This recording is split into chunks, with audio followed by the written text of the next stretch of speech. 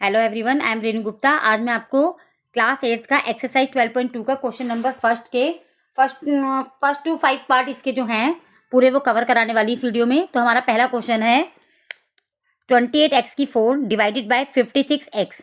It's mean ये आपको जो एल्जेब्रिक एक्सप्रेशन दे रखा है इसको आपको डिवाइड करना है, ठीक है।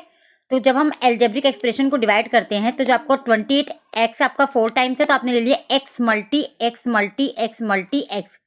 डिवाइड का मीन होता है अपॉन ले लिया आपने, 56 ले लिया एंड x आपका यहाँ पर 1 टाइम है तो आपने ऐसे ही 1 टाइम ले लिया। नाउ आप कांस्टेंट टर्म को, इट्स मीन ये जो गिनती वाले आपके नंबर हैं इसको काटिए, पहले सिंपलेस्ट फॉर्म में कीजिए। तो 28 के टेबल में 56 2 टाइम्स में जाता है तो आपने लिख लिया 28 1 जा 28 एंड 28 2 जा 56, ठीक है। अब यहाँ पर आपका x से x कैंसिल हो गया, ठीक है।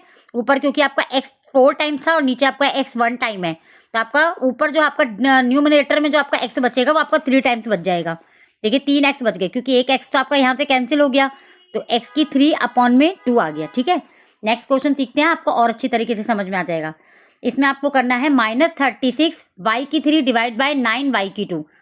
-36 फिर आपका ये जो है y 3 टाइम्स है तो आपने y को 3 टाइम्स ले लिया, y मल्टी y और ये डिवाइड का आपने अपॉन ले लिया, ठीक है। ये अपॉन है, यहाँ पर अपॉन ले लिया, अपॉन में आपका 9 और y आपका यहाँ पे 2 टाइम्स है तो y 2 टाइम्स ले लिया। अब नाउ आपको इसे सिंपलेस्ट फॉर्म में करना है तो 9 1 जा 9 9 4 जा 36 और ये y देखिए आपका ये y से y कैंसिल हो गया, ये वाला y और एक y से ये वाला y कैंसिल हो गया। नाउ आपका 1 टाइम y बच गया, ठीक है, और -4 बच गया क्योंकि आपको इसने जब आपने सिंपलेस्ट फॉर्म करा था तो 9 4 जा 36 करा था तो -4y हो गया, ठीक है। नाउ नेक्स्ट क्वेश्चन आपका है 66p q की स्क्वायर r की cube divide by 11 q r की स्क्वायर। इसमें भी आपने सेम वही करा, इसको आपने सिंपलेस्ट फॉर्म में लिखा 11 1 जा 11 11 6 जा 66। नाउ यहाँ पर आपका p 1 टाइम था, q आपका 2 टाइम्स था तो q मल्टी q ले लिया आपने, r आपका 3 टाइम्स था तो r मल्टी r ले लिया, अपॉन में आपका q मल्टीप्लाई r आपका 2 टाइम है तो आपने 2 टाइम्स ले लिया, ठीक है। नाउ आपका q से q यहाँ पर कैंसिल हो गया एंड यहाँ पे आपके डिनोमिनेटर में आपके 2 r है तो आपके न्यूमरेटर के 2 r इससे कैंसिल हो गए, r से r यहाँ से काटा और यहाँ से r काटा तो अब आपका क्या बच रहा है, देखिए 6 बचा, ठीक है। 6 बच गया और p बच गया एंड q बच गया 1 टाइम एंड r बच गया, ठीक है। एक मैं ऐसे लिख के भी दिखाती हूँ आपको। मान लीजिए आपका x यहाँ पर 4 टाइम्स है और अपॉन में डिवाइड का ले लिया मैंने डायरेक्ट, x यहाँ पर आपका 2 टाइम्स है। आप चाहो तो इसे डायरेक्ट भी सिंपलेस्ट फॉर्म में कर सकते हो। देखिए यहाँ x आपका कितने टाइम्स है, 2 टाइम्स, तो यहाँ पे आपका ये कटा तो यहाँ पर आपका कितने टाइम बच गया, 2 टाइम बच गया, ठीक है। लेट बी सपोज यहाँ 4 टाइम्स होता और यहाँ 8 टाइम्स होता, तब इसे काटते तो कितने टाइम बचता, तब भी आपका 2 टाइम्स, तब आपका बच जाता 4 टाइम्स क्योंकि नीचे आपके x 4 बार है और ऊपर आपके 8 बार हैं तो 4 वाले कटेंगे और 4 बच जाएंगे आपके x, ठीक है। अब आपका फोर्थ पार्ट है इस क्वेश्चन का 34 x की 3 y की 3 एंड z की 3 डिवाइड बाय 56 x y की 2 एंड z की 3। इसको भी आपने अपॉन में लिया, x यहाँ पे आपका 3 टाइम्स है तो आपने 3 टाइम्स इससे x खोल दिया, y यहाँ पे 3 टाइम्स है तो y मल्टी y ले लिया, z 3 टाइम्स है तो z मल्टी z ले लिया। ऐसे अपॉन में आपने लिया 51 मल्टीप्लाई x 1 टाइम्स है, y आपका 2 टाइम्स है तो y multi y and z आपका 3 टाइम्स है तो z मल्टी z ले लिया। नाउ आपको इसे आप सिंपलेस्ट फॉर्म में करना है तो ये 17 के टेबल में आता है, 17 2 जा 34 एंड 17 3 जा आपका हो गया 51, ठीक है। ये आपने कांस्टेंट टर्म को आपने सिंपलेस्ट फॉर्म में कर दिया, इट्स मीन आपने इसको काट दिया।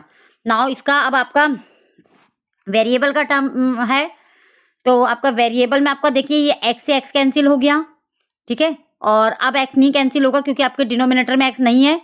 ना आपका y से y कैंसिल, y से y कैंसिल और z यहाँ पे 3 टाइम्स यहाँ पर भी है 3 टाइम्स यहाँ पर भी, तो तीनों z आपके कैंसिल हो गए। आपका बच गया 2 अपॉन में 3, देखिए नीचे 3 बच रहा है एंड x ऊपर 2 टाइम्स बच गया तो x की स्क्वायर ले लो एंड y आपका 1 टाइम्स बच गया तो y ले लिया। 1 लिखते नहीं ऊपर, 1 ही माना जाता है, जिसकी कोई पावर नहीं होती उसकी पावर को 1 ही लिया जाता है, इसलिए 1 नहीं लेते हम, ठीक है।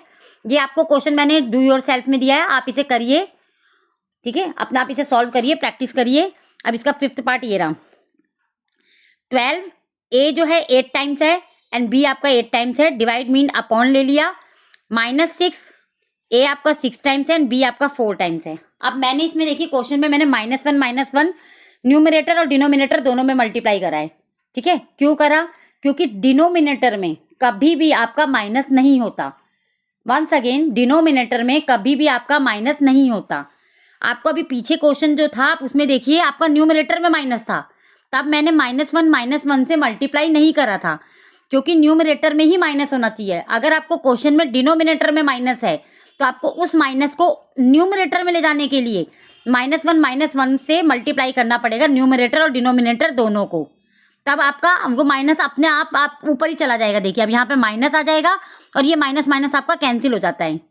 कभी भी आपका डिनोमिनेटर में माइनस हो तो आप -1 से मल्टीप्लाई करके डिनोमिनेटर के माइनस को आप न्यूमरेटर में कर दीजिए, ठीक है। नाउ आपका देखिए, इसमें मैंने इसको मैंने a इंटू ए खोला नहीं से, क्यों? क्योंकि ये 8 टाइम्स है। ऐसे तो ये 10 टाइम्स देगा तो आप 10 टाइम्स से खोलोगे थोड़ी। जो ये क्वेश्चन थे इसमें जो इनकी पावर थी वो छोटी थी, तो इसलिए मैंने इसे थोड़ा सा एक्सपेंड कर दिया था, बट इसमें नहीं करूंगी। इसमें मैंने डायरेक्ट काट के दिखाया। देखिए यहाँ मैंने देखा, देखिए a6 टाइम्स है, तो मैंने ऊपर क्या करा, a6 मल्टी a2 कर दिया, क्योंकि 6 to 80 तो होगा, तो इसलिए मैंने a6 से a6 फिर मैंने कैंसिल करा। यहाँ पे देखिए a6 से a6 मैंने कैंसिल कर दिया।